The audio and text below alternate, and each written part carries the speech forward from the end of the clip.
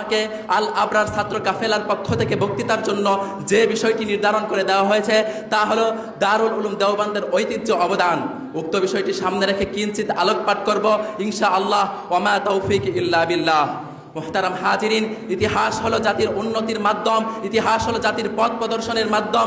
যেই জাতি নিজেদের ইতিহাস থাকে না তাদের বেঁচে থাকার অধিকার ক্ষীণ, কেননা এই ইতিহাসের মাধ্যমেই জাতি সুপ্রতিষ্ঠিত সুমূর্জিত হয়। মুহতারাম হাজিরিন, সেই ইতিহাসের পাতায় দারুল উলুম দেওবন্দ এক ঐতিহাসিক নাম। দেশ জাতি ধর্ম রক্ষার ক্ষেত্রে দারুল উলুম দেওবন্দের অবদানের কথা ইতিহাসের পাতায় আজও স্বর্ণোজ্জ্বল হয়ে আছে। কিন্তু অত্যন্ত পরিতাপের বিষয়, যদি আমরা বর্তমান অবস্থার দিকে লক্ষ্য করি তাহলে দেখতে পাই আমাদের বর্তমান প্রজন্ম দারুল উলুম দেওবন্দের ইতিহাস ঐতিহ্য অবদান সম্পর্কে ন্যূনতম ধারণা রাখে না। কেবলমাত্র নামেই নিজেদেরকে দারুল উলুম দেওবন্দের উত্তরসূরি করে বসে আছে। মুহতারাম হাজিরিন, যদি আমরা ইতিহাসের দিকে লক্ষ্য করি তাহলে দেখতে পাই শতাব্দীর পর শতাব্দী ধরে এই ভারত উপমহাদেশ শাসন করছে ইসলামী ব্যক্তিবর্গরা। কিন্তু যখন বিশ্বের নিকট আমাদের সুখ শান্তি সুপ্রতিষ্ঠিত হয় তখন ব্রিটিশ সাম্রাজ্যবাদীদের আমাদের সুখ শান্তি থেকে তাদের অন্তরে দাউ দাউ করে আগুন জ্বলে উঠল।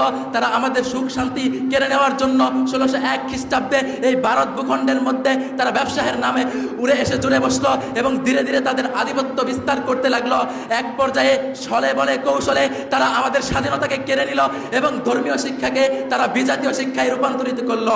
এর ওই এক পর্যায়ে 1857 সালে উলামায়ে কেরামের নেতৃত্বে তাদের সাথে এক যুদ্ধ সংগঠিত হয়। উক্ত যুদ্ধে মুসলমানদের সংখ্যা ছিল 51,500 জন।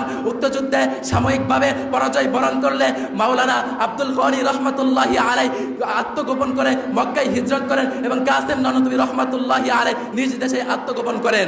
মুহতারাম হাজিরিন, কথিত আছে যে এই 1857 সালের পূর্বে ভারত উপমহাদেশের মধ্যে প্রায় 80,000 মাদ্রাসা ছিল, কিন্তু এরপর তারা শাহ ওলিউল্লাহ মুহাদ্দিস দেহলভী রহমতুল্লাহি আলাইহি এর মাদ্রাসাকে বোল্ডোজার দিয়ে ধ্বংস করে দেওয়া হয় এবং এমনইভাবে প্রত্যেকটি মাদ্রাসাকেই প্রায় পঙ্গু করে দেওয়া হয়। মুহতারাম হাজিরিন, এ সময় আমাদের দেশের প্রত্যেকটা অঞ্চলে প্রত্যেকটা সমাজের মধ্যে দ্বীনি আলেমের অভাব দেখা দেয়, যার ফলে সমাজের মধ্যে কুফর শিরিক বিদআতের ছয়লাভ ঘটে যায় এবং সময়ের পরিবর্তে কালের আবর্তনে আমাদের প্রায় 700 বছরের গৌরবময় মুসলিম দেশের মধ্যে ব্রিটিশ বিনিয়ারীরা আধিপত্য বিস্তার করে এবং গোটা ভারতবর্ষ এভাবে ইংরেজদের হাতে চলে যায় এবং শুরু হয় ওলামায়ে কেরামদের উপর জুলুম নির্যাতনের স্টিম রুলার। 1864 থেকে 1866 সাল পর্যন্ত আলেমদেরকে ফাঁসির কাস্টে ঝুলিয়ে গুলি করে আগুনে পুড়িয়ে নির্মমভাবে শহীদ করা হয়। মুহতারাম হাজিরিন, এর পরবর্তী সময়ে নবী করিম সাল্লাল্লাহু আলাইহি ওয়াসাল্লামের ইঙ্গিতে আল্লামা কাসেম নানুতুবি রহমতুল্লাহি আলাইহি এবং তার সহযোদ্ধারা রশিদ আহমদ গাঙ্গুহি এর ন্যায় ব্যক্তিবর্গরা মিলে 1866 খ্রিস্টাব্দের 30 মে দারুল উলুম দেওবন্দ প্রতিষ্ঠা করেন। এটি ভারতের সাহারানপুর জেলার দেওবন্দ নামক স্থানে প্রতিষ্ঠিত করা হয়। এতে ইতিহাসে ইসলামের এক অপরাজয় দুর্গ দেওবন্দ নামে অবহিত করা হয়। মুহতারাম হাজিরিন, যদি আমরা ইতিহাসের দিকে অবলোকন করি তাহলে দেখতে পাই যে দারুল উলুম দেশ জাতি এবং ধর্ম রক্ষার ক্ষেত্রে দারুল উলুম দেওবন্দ মূলত 4টি অবদান রেখেছে।